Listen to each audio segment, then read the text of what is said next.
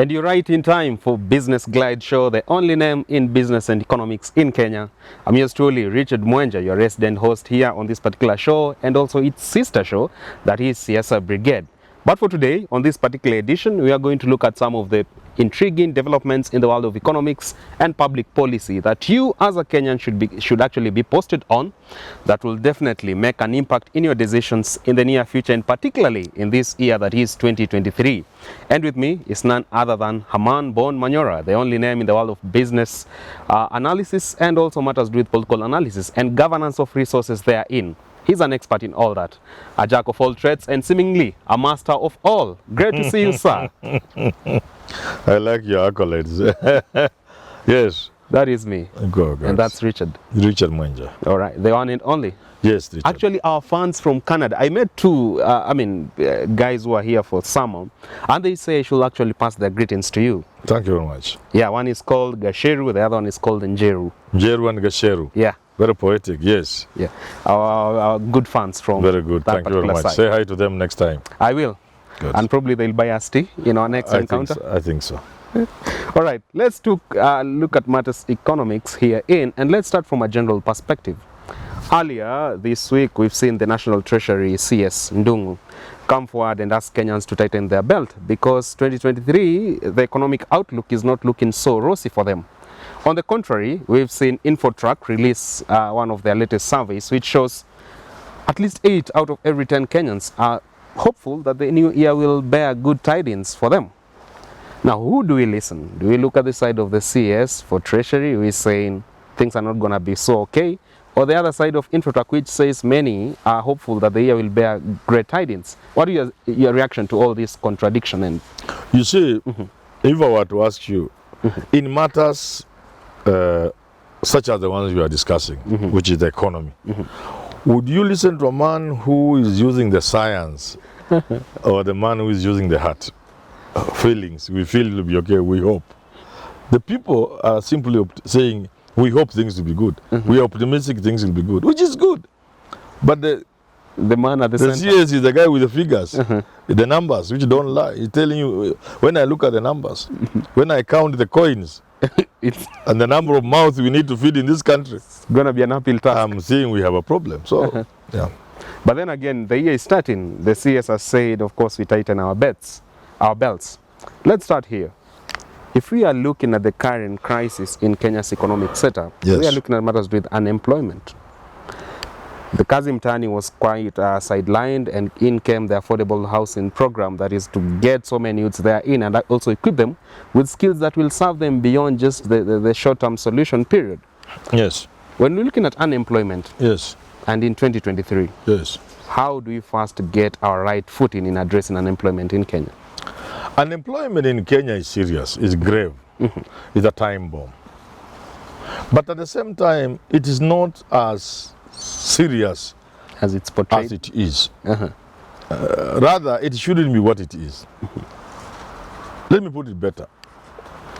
Serious government policies and interventions can ease the unemployment in this country to very manageable levels, to almost international levels. So there are certain very obvious things, low-hanging fruits. How can you allow all manner of fake and cheap imports from across the world to retail in your country and still talk of employment? It's despicable. It's a no-brainer. Everything you buy in Nairobi here is come either from China, India, Turkey, including very useless things. Most of them fake and plastic. And so if you are serious about employment, you stop there. That's where you start. And then you ask yourself, what kind of education are we giving our children? Is it the 21st century education? No. Let's move in the right direction to give students the right education that does not prepare them for jobs, but rather adaptability that works on their attitude. So that with the right attitude, you can take on a certain job and you can adapt, you can change, you can create, you can innovate. That's the education we need for our children. So there are a number of things government can do to make this thing we call jobs. For example, you and I sitting here would be surprised to learn that we don't have enough nurses to supply to America alone. What do you mean? Yes, of course. This country does not have enough artisans and somebody to fix your electricity in the house in the village. Who want you if your car, a good car breaks up when you are in the village? You could be forced to tow it to Nairobi or Kisumu or whatever. Or, you know, fixing your water in your house, we don't have people to do it. So, I mean, why are we talking about unemployment? I mean, I don't understand what the problem with this country. Finally, do you know countries in this world, like I've alluded to, American nurses and UK, we can import labor, not this slavery in the Middle East, Saudi and the rest, not that slavery. Exporting. I'm talking about skilled and semi-skilled labor under very serious government-to-government arrangement to countries in Africa and beyond. It can be so successful that the government will put a ban. They say, no, we can no longer import labor to Namibia, Zimbabwe, Botswana, because we also need labor. Why are you taking everybody? So the problems facing this country are so cheap to solve. And we keep playing populist politics, employing useless fellows into government, giving management of senior government positions to useless cronies. Ambassadors all over the place. Ambassadors who don't know anything. There is a reward system to be an ambassador. You are being rewarded. No, this cronyism can no longer, like the governor of central bank says, that's what he said. These are hard times.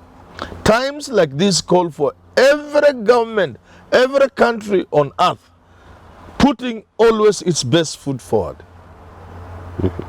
That's where we are. A lot of countries are going to go bust. A lot of countries in the coming 1, 2, 3 years are going to collapse financially. You ain't seen nothing. If you're talking about Sri Lanka, Argentina, and those other countries that have had those problems, Greece and so, that is nothing. That's child's play. That's Sunday picnic. I'm telling you, you are going to see country after country unable to pay even the civil servants, including the military. That's where we are going. So if countries still employ just about anybody because you are rewarding them, they will pay for it the hard way. And this country must move away from cheap cronyism. Cronyism, rewarding people who have helped you, is a normal thing in politics and governance. But we overdo it in this country, so that there isn't a single ambassador perhaps who has been employed because they are career diplomats. Perhaps I will be surprised if there's any. So really? you skip all these career diplomats and get a political failure and make him an ambassador. To look at the interest of the Kenyans. So he goes there to drink and, you know, there's nothing he does. They're always in meetings. Whenever I'm not a very well-traveled man, but I know the world. The little I have seen and what I know is that you can go to a country and wonder, has the Kenyan ambassador ever seen this? Just this one thing. And bring it to this country. Just one way of doing things. So, very well. If you're looking at the latest development, we've seen a new proposal in law that will actually equip Ethics and Anti-Corruption Commission to vet all new job seekers in the public service. If I'm applying for a job, regardless of whether I'm going there at a senior rank or at an entry graduate level, I'm going to be vetted by EACC. And this just to cover with issues to do with runaway corruption. If we are looking at this particular development on the side of the government and committing its fight against graft, do you think this will actually now deal with the runaway graft? We've been seeing people going to public service office not to work but to steal. Look here. Look here. Corruption in this country, which basically is theft of public property, public resources, will not be sorted out by EACC. EACC is a smokescreen. Countries that fight corruption do not have all this manner of institutions. I don't know whether you get what I'm saying. I am. You get what I'm saying? I am. Corruption is fought by political goodwill. That's all you need? That's all, nothing else. If I become president today, in 6 months there will be no corruption. In recruitment into jobs, in everything. First of all, there will be the will. I have the will, if I was president or if I'm president, to fight corruption. That will is there. Second, I have the capacity, mental capacity, to understand the problem, to see what ails this country. So my mind, my abilities are there. I have the capacity. So following these two, will and the capacity, I'm able to institutionalize my thinking in fighting corruption. So you're saying about employment and corruption. I'll create an employment bureau so that nobody in this country, in the public sector, will be employed by anybody else other than that National Bureau of Employment. No impunity there in that bureau? Nobody, not a governor, not a vice chancellor, nobody will employ anybody. I have said this many times, let's say you are a governor. The public service of your county wants to employ 10 procurement officers. You have the specification. You seek authority, the normal authority to have them employed. Because they must sit within the policy, HR policy, and within which has the establishment and the funds that allocated to the county. So that is tick. Now with that, you send that request to the National Employment Bureau. They will give you the people. And that's it. Not you. You will never employ anybody. Vice Chancellor, Rongo University, you want how many lecturers, qualification, this and this? Do you have the resources? Does the council say yes? Can you employ those 5 lecturers? Yes. Money, blah, ranks, okay, fine, yes. Send to the National Employment, they'll give you 5 lecturers. Quisha. And that's nepotism, corruption in employment, promotion, it will be done by the same board. It's simple. I have the capacity to address the issue of corruption in a way people just laugh.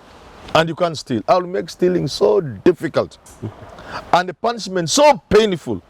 Nobody in your family would want to associate with you if you ever engage in a corruption. Do you mean you'll actually do it far much better than Mwai Kibaki did? Mwai Kibaki was the most, his government was the most corrupt. They never dealt with the corruption. You can say that on camera? On camera, yeah. Kenya, the sort of corruption we saw in the first few months of Kibaki's government, what are you talking about? It put Golden back to shame. There was so much corruption. This was an economist by excellence. Forget about it. Nobody has tried. Fighting corruption requires a will that nobody has. Not just the tag of an economist. No, not anything. You need to have the will and to be at the top. Let me tell you this. And I've said it many times. If the right man landed in the State House today, and I'm not saying those who are there have never been the right men, but I'm saying if the right man in terms of corruption lands in State House today, anakula Biblia leo, these cartels will all disappear. In just 6 months. I'm telling you, if you drove into your compound with a new Mercedes-Benz, the first person to say no is your wife. Take it back to where it's coming from. Please, usituletee shida. Hii Mercedes imetoka wapi? We know you. I know your salary. Tell us, is it yours really here? Please, you not park it here. You park this car here and me, I go kwa baba yangu. I'm going home. It is a gift. Your son will tell you, Dad, where did you get this Mercedes-Benz? You will have to sit down on dinner and convince them, you know what? That day I went to this place, I met these guys there, and but the laws of this country refuse you to get and do not allow you to get a gift and keep it to yourself. You have to declare it. Can't be a gift. Even if you declare, you have to give it to the state beyond a certain amount. So a Mercedes-Benz will be one of those things, one of those gifts by law, which you will have to surrender to the government. So there's no way you'll drive a Mercedes-Benz to your parking at home. And hey, Dad, wow, it's wonderful. No, they will tell you, Mzee, you're hardworking. That is the Kenya I would create if I become president. The president. And that's what you need in this country. Until you have somebody like that in State House, everything else is a waste of time. I see you're trying to get more reasons to cement your presidential bid in 2027. I may not necessarily run, but what I'm saying is the country requires somebody with a vision to change this country. That of Nelson Mandela per se. Mandela never had any vision. Which vision? Mandela was just another person there. Herman Manyora, you can say that? Of course. Mandela, the Mandelas, the Kenyattas, all these people were creatures of the Wazungu. They were never serious people. Kwame Nkrumah. Kwame Nkrumah was a man. Yes, that one is a different man. He's in his class. Those are original fellows who thought about Africa. And that's why they could not continue. Patrice Lumumba, those people had an idea about what kind of people Africans should be in the next 50, 30, 100 years. That's the vision. Talking of which, if looking at such legends and veterans, we've seen the Mau Mau veterans. They have actually requested the British government for 364 trillion Kenya shillings as compensation for the torture they underwent through their struggle for independence. And they are very kind-hearted that they want to donate some of this money to the state to pay the country's debt burden. That is in tunes of trillions of shillings. What do you make of these reparations from the side of the Mau Mau veterans? 364 trillion. They've actually made that appeal to the British government. That's why in a show here I said, the president of Kenya requires advisors.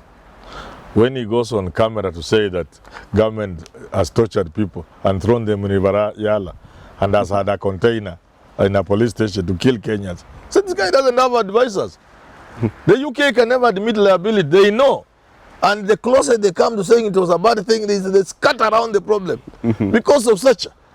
So I was saying the president of Kenya can push government into paying lots of money to victims of torture, victims of brutal murder, because no less than the president says it's government which did it. So the British government cannot pay anything. First of all, they have avoided that question badly. And how about the figure? Including Germans, the closer they came is to return the remains of the Herero, of the king of the Hereros. But they are returning it as a gesture, not as a mark of guilt, not as admission of guilt. Because to do so, these figures you are citing, 364 trillion. I don't know, I've not heard of it, but whatever trillion, whether they are 364 or 64 or none, no government would want to make pronouncements that could aid the Gitu Gahengeri case in court. And that's why the British government, they're very careful. So when I heard the president talk about government throwing people in River Yala, said, God, does the president have advisors? And leaders, especially African leaders, they must learn to work with people who are intelligent. Advisors who will not tell you what you want to hear, who will tell you avoid this kind of thing. Because now I can tell you, anybody who found their body in River Yala should walk to court and claim hundreds of millions of shillings from the government. Closely linked to your recommendations herein and what you've just discussed about the veterans and the compensation therein, what do you make from a general perspective of what the ex-widow, the widow to Field Marshal Dedan Kimathi made on Mashujaa Day, that all she wants is just to bury her husband before she dies? Do you mean such veterans have got to that point of despair and desperation that they even now see that is government, seriously? Those millions are not coming? The Mau Mau was a word, the word Mau Mau has been banned in this country until somebody, really Wanyiri Kihoro, who raised the issue recently. How can we be having this in our documents and saying Mau Mau should? The government of the day is always conservative. And they are working with the British government to ensure that Kenyans are not reminded about Mau Mau, because it will open the floodgates of many bad things, including compensation on the part of the British government and even the Kenyan government. So the two governments have been working together to hush things and keep. Otherwise, in the world today, where people are excavating things of 3,000 years ago, how will it be difficult to get Dedan Kimathi's grave? Or Koitalel Samuel's skull. They are looking for it. So no government can, let nobody cheat you. That nobody, since we became independent, no president has been in the state house of this country to work for the people of Kenya. Otherwise, where is Kimathi's grave? Where is Kimathi's remains? The widow is with the science of today, 1 week the boys will give you, here it is. And that's why a man I don't really like so much, I don't respect him so much, Obama, crushed Osama bin Laden. And they didn't want a grave. They threw the remains somewhere in the ocean where nobody can get. Those symbolic things, like somebody's remains, they evoke feelings. They can drive the country forward by making young people who say history is useless to know the sacrifices Kenyans made. People like Boniface Mwangi. Yeah, it can stir even a revolution in a country. Not a revolution in its negative sense. To revolutionize the way we think about ourselves and who we are and why we are as poor as we are. When people fought and died to make us a free country, to enjoy what God has given us. So those kind of things will tell you that no government in this country has ever been in place for the people of Kenya. All right. Yeah. Otherwise, the remains of Dedan Kimathi, surely. You can imagine it can be a big reawakening. It can be a big day in this country when you say, these are the remains of Shujaa Dedan Kimathi. Or the skull of Koitalel. Or the skull of Koitalel. And that's it. You see, the Namibian government insisted, and they got. Well, there you have it from Herman Manyora. This is Business Glide Show. We normally give you more than just what you requested for. You tune in for business conversations. We take it a notch high and give you wholesome coverage of matters that are of interest to any sober and sound citizen of the Republic of Kenya and who has the best interests of this nation at heart. Time for Fun of the Week. It is none other than a new police constable who just was passed out a few days ago. That's Daniel Mbugua, new police constable in Uasin Gishu. Daniel Mbugua, thank you. Enjoy your career. Remember, as a young man, you need to inject professionalism into the police because this country belongs to young people like you. Yes. He should serve the nation. Serve the nation. Utumishi kwa wote. Guardians at the gate. All right, until next time on Business Glide, my name is Richard Mwenja. Always a pleasure to have you on board. Up next on your screen is the Business Glide African Proverb of the Day.